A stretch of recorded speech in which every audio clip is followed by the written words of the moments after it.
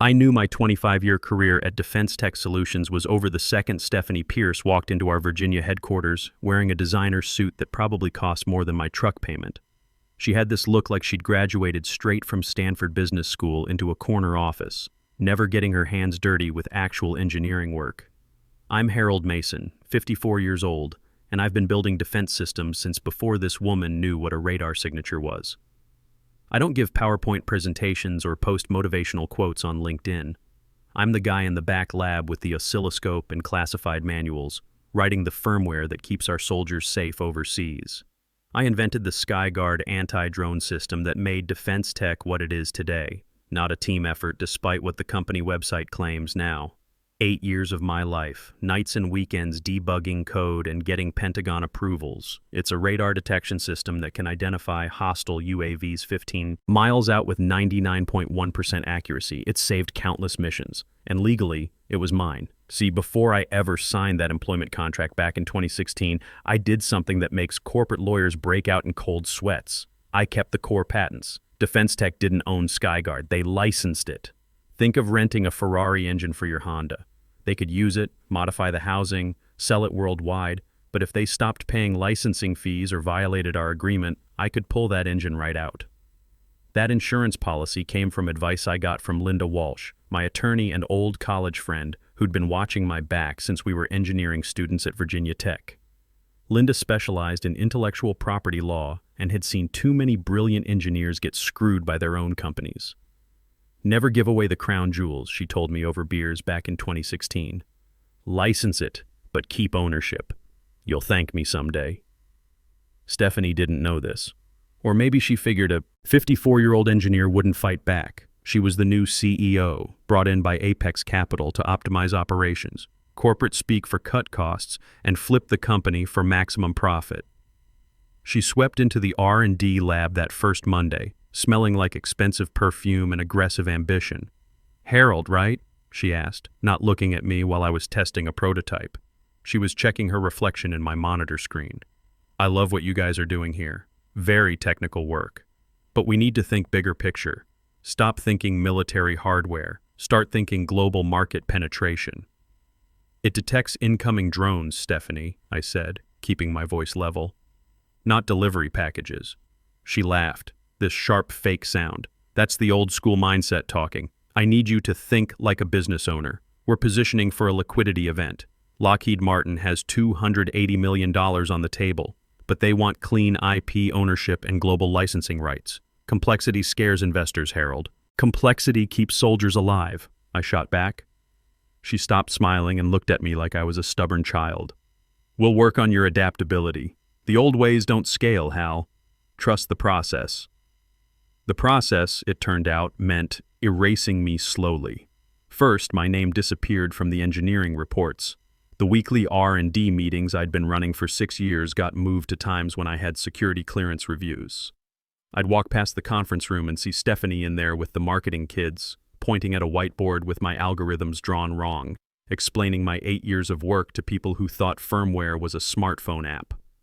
My team started looking uncomfortable when I tried to join discussions about SkyGuard improvements. Wade Mills, our security director, who'd been my friend for years, would give me these apologetic looks when I got locked out of planning sessions. These were guys I'd trained, guys whose kids' birthday parties I'd attended. Now they were being told I was transitional personnel. I wasn't worried yet. You don't fire the guy who holds the patents, right? That's what I told myself while reviewing the latest ITAR compliance requirements in my office overlooking the Potomac. The atmosphere was changing, though, getting heavy like the air before a thunderstorm.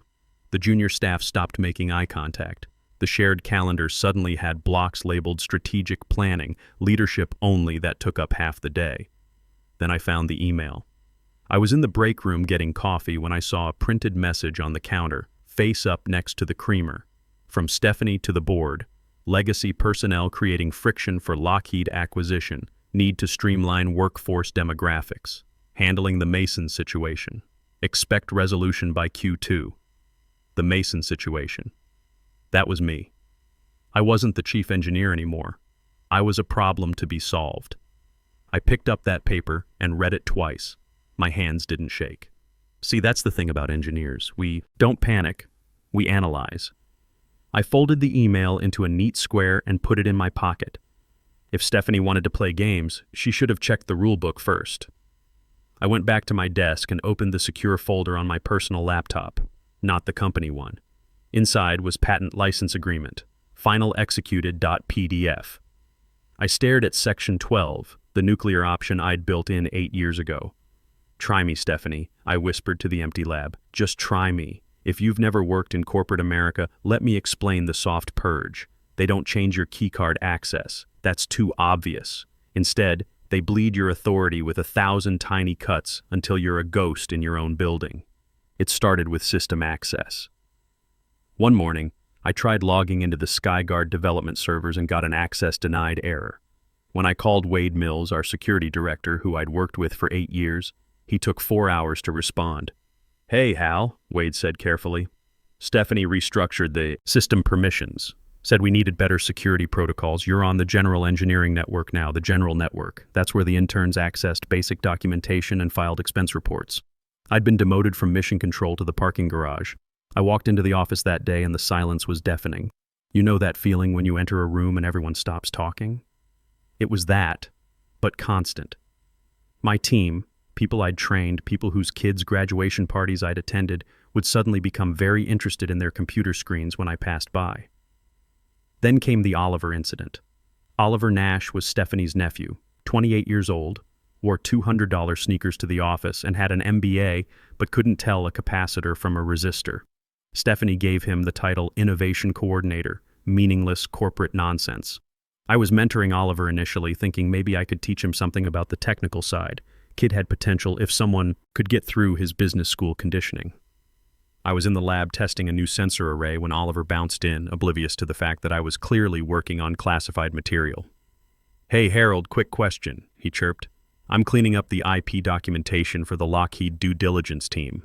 Stephanie said to make sure all the patent attributions are consistent. I saw your name on some of the legacy docs, but I can just do a find and replace with Defense Tech Solutions proprietary technology, right? Keep everything uniform." My blood went cold. This kid had no idea what he was saying. Oliver pulled up his tablet. "Yeah, see? Stephanie left a note here. Assert full corporate ownership. Remove individual inventor claims." I looked at the screen. It was a diagram of my SkyGuard algorithm, the specific signal processing loop that made the whole system work. And right there in bold Arial font, property of Defense Tech Solutions, wholly owned technology. She wasn't just writing me out of this company history. She was committing fraud. Under our licensing agreement, Defense Tech had usage rights, not ownership. Claiming ownership to a buyer like Lockheed wasn't just a lie, it was a material breach that voided our entire contract. "Interesting," I said, keeping my voice steady. "Oliver, could you email me that presentation? I want to double-check the technical specifications before it goes to Lockheed. We don't want any errors in something this important." "Sure thing," he said, typing away. "You're awesome, Hal. Thanks for always helping me understand this stuff. Poor kid. He had no idea he'd just handed me the ammunition to destroy his aunt's career. I actually felt bad for Oliver. He was just trying to do good work, didn't know he was being used as a weapon." I went back to my office and waited for the email. There it was. Lockheed acquisition. Presentation vi4 final.pptx. I didn't scream or storm into Stephanie's office. I opened my personal email and forwarded the file to Linda Walsh. My message was 3 words. Document this breach. Linda replied in 2 minutes. "Holy shit, Harold. Section 7 violation confirmed. This is grounds for immediate termination of the licensing agreement. You want to pull the trigger?" I stared at the cursor blinking on my screen. Not yet. If I pulled the licensing agreement now, the deal would collapse, and Stephanie would spin it as a disgruntled old employee sabotaging the company. I needed her to commit completely. I needed her to stand in front of the world and lie so boldly there was no walking it back. I typed, "Wait, let her dig the hole deeper. I want this airtight." The next few days were surreal. I sat in meetings where they discussed the future of SkyGuard without asking the man who invented it. I watched Stephanie strut around the office, high on the fumes of a $280 million deal. She bought a new espresso machine for the executive floor and started talking about celebrating our success stories. Every celebration was another nail in her coffin. I started documenting everything. Screenshots of emails, recordings of meetings where legal, printed copies of every document that showed the systematic erasure of my contributions. Linda had taught me well. In a legal fight, documentation is everything. Wade started checking in on me more frequently. "You doing okay, Hal?" he'd ask, looking concerned. "This whole restructuring thing has everyone on edge." "I'm fine," I'd tell him, just keeping my head down, doing the work. But Wade wasn't stupid. He'd been in security long enough to recognize when someone was being set up. He started sending me little updates about what was happening in the executive meetings. Not classified stuff, just the office politics. "They're really pushing this Lockheed thing hard," he told me one afternoon. "Board's coming in next week for the big presentation. Stephanie's treating it like her coronation. Is that right?" I said. "Hal," Wade said quietly, "whatever you're planning, be careful. These people play dirty." I looked at my old friend. Wade was former military, understood loyalty and honor. He knew something was wrong with this whole situation. "I'm not planning anything, Wade," I said, "just doing my job." But that wasn't entirely true. I was planning something. I was planning justice. She called me into her office late on a Thursday. The Virginia skyline was dark outside her floor-to-ceiling windows, casting long shadows across her imported desk. Stephanie sat behind it like a queen holding court, wearing another expensive suit and that predatory smile I'd grown to hate. "Harold," she said, not offering me a seat, "we need to discuss your transition." "Transition?" I asked, playing dumb. "The Lockheed deal closes next week," she said, leaning back in her leather chair. "They want a fresh organizational structure.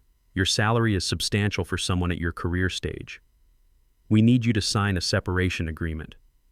Clean exit, 6-month severance, and you release any residual IP claims. Just paperwork cleanup." I looked at the folder she slid across the desk, standard corporate termination package designed to make me disappear quietly. "And if I don't?" She smiled that corporate shark smile. "Then we terminate for cause, failure to adapt to new processes, insubordination. We'll bury you in legal costs until you're selling that old patent for scrap metal." She was threatening to fire me. The patent holder. It was so stupid I almost laughed, but I kept my face neutral. Let her think she was intimidating the old engineer. "I'll consider it," I said. "You have until the all-hands meeting tomorrow," she said. "Don't make this ugly, Harold. We're offering you dignity here." "Wouldn't dream of it," I replied. I didn't go home that night. I went to the secure server room where I'd spent countless hours over the years, listening to the steady hum of the cooling fans. Wade found me there around midnight making his security rounds. "Burning the midnight oil?" he asked. "Something like that," I said, just thinking. Wade sat down in the chair next to me. We'd had many late-night conversations here over the years, solving technical problems and talking about life. He was one of the few people at the company I really trusted. "You know," Wade said carefully, "I've been doing security here for 10 years. I've seen a lot of people come and go, but I've never seen anyone treat a founder the way they're treating you." "I'm not a founder, Wade, just an employee." "Bullshit," he said quietly. "You built this place. Everyone knows it.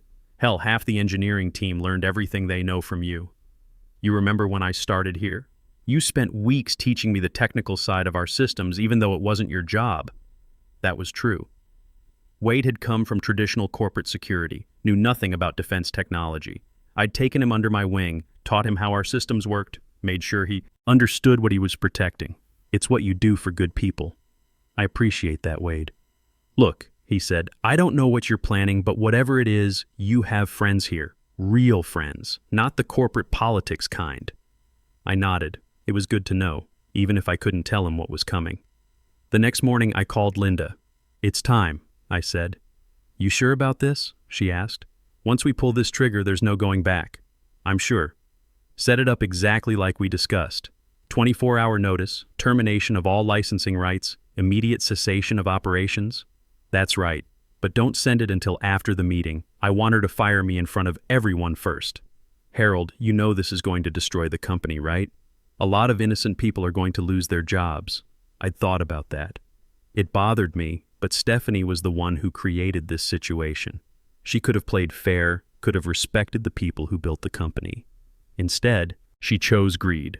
"The good engineers will land on their feet," I said, "and I might have opportunities for some of them."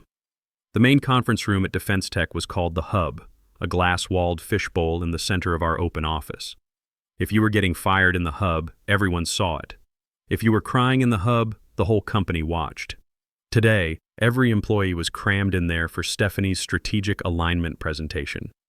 She stood at the head of the table, flanked by board members who'd flown in from New York for the pre-acquisition celebration.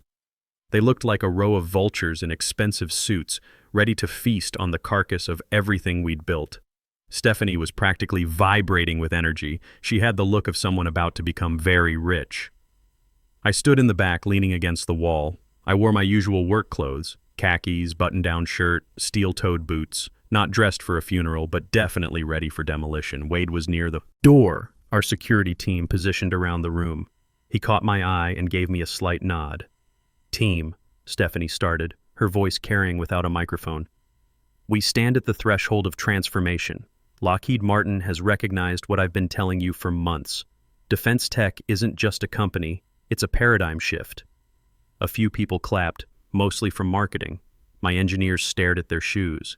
They knew the technology was solid, but they also knew the paradigm shift was mostly PowerPoint built on top of my work.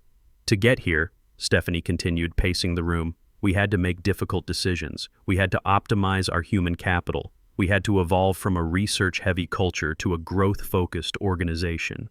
She stopped pacing and turned slowly until she was facing me directly. The room went silent. This was it, the moment she'd been building toward. "Harold," she said, using just my first name like a disappointed parent. "You've been with us since Skyguard's inception. You wrote the original code, and we appreciate that contribution." She paused for dramatic effect. The performance was beginning. "But," she said, dropping her voice, "what got us here won't get us where we're going. We need visionaries, not just technicians. We need people who understand that a patent is worthless if it doesn't generate shareholder value. You've been resistant to change. You've clung to outdated methodologies. You think like a lab engineer, not a business leader." My face burned, but I kept my expression neutral. Let her talk, I thought. Let her put it all on record. I could see Oliver in the crowd, looking uncomfortable. Wade was positioned near the door, ready for whatever came next. "I offered you a generous transition package," Stephanie said, lying through her teeth in front of 50 people. "You refused. You've threatened to hold the company hostage over technicalities." Murmurs rippled through the room. She was painting me as the villain, the stubborn old guard standing in the way of everyone's payday. "So," she said, straightening her jacket, effective immediately, "Harold Mason's employment is terminated for cause. Security will escort you out." 2 additional security guards appeared by the door. It was choreographed. She wanted this visual, the old engineer being physically removed to make way for progress. I looked at the board members. They watched with cold indifference. They didn't care who built the engine as long as the car sold. I looked at my team. Oliver looked like he might throw up. Wade gave me the tiniest nod. I pushed off the wall and walked toward the door.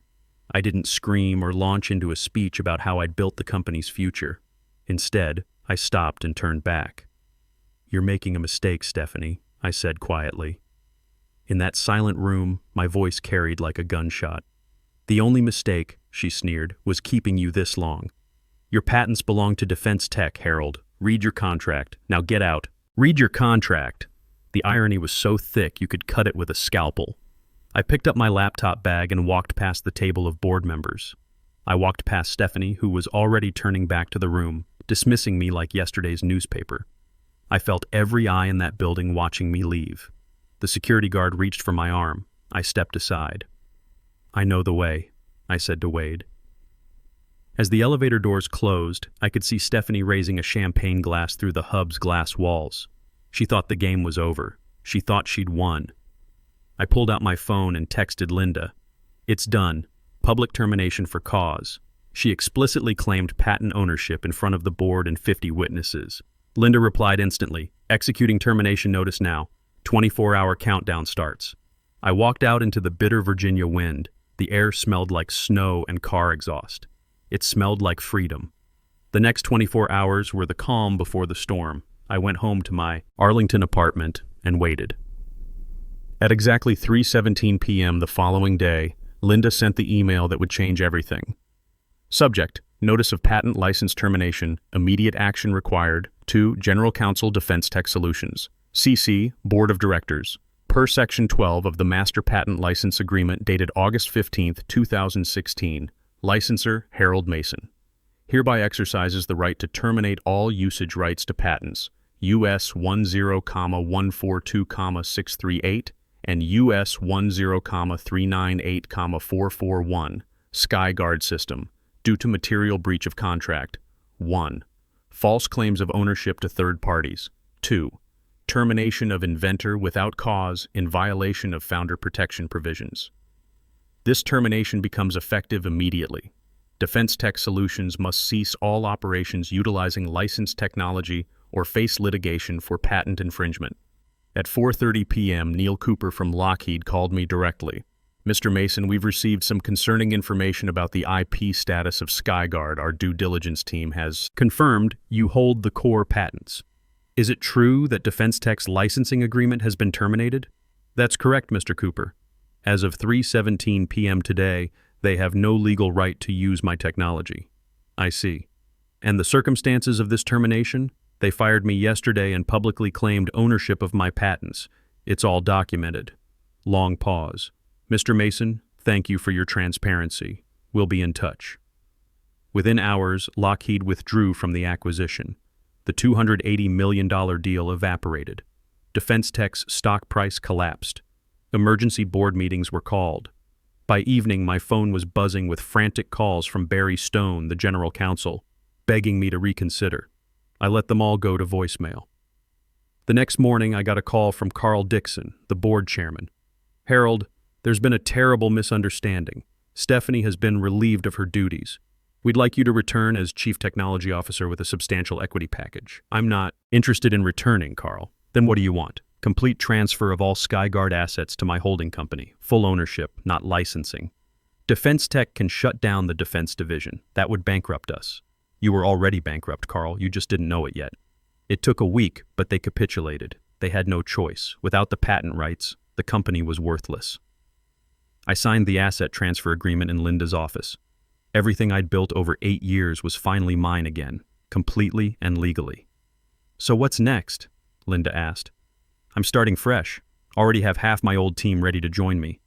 Wade's coming over as COO. Even Oliver asked if he could work for us. Kid learned a hard lesson about corporate loyalty. And Stephanie?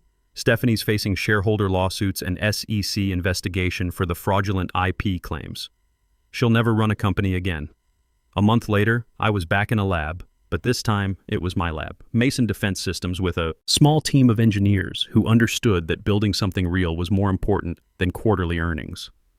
Wade stopped by my office one evening as I was working on SkyGuard 2.0, the next generation system that would make the original look primitive.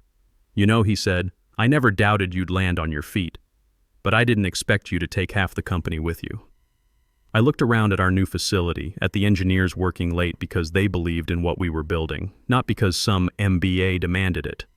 That's the difference between loyalty and fear, Wade. Loyalty follows you anywhere. Fear just makes people look for the nearest exit. They'd tried to steal my life's work, to erase 25 years of dedication and innovation. They forgot that real engineers don't just build systems. We build them to last, with safeguards against exactly this kind of betrayal. The patents were safe. The team was stronger. And me? I was just getting started. Some lessons cost $280 million to learn. But the most valuable lesson was free. Never underestimate the guy who built the thing you're trying to steal. We tend to plan ahead.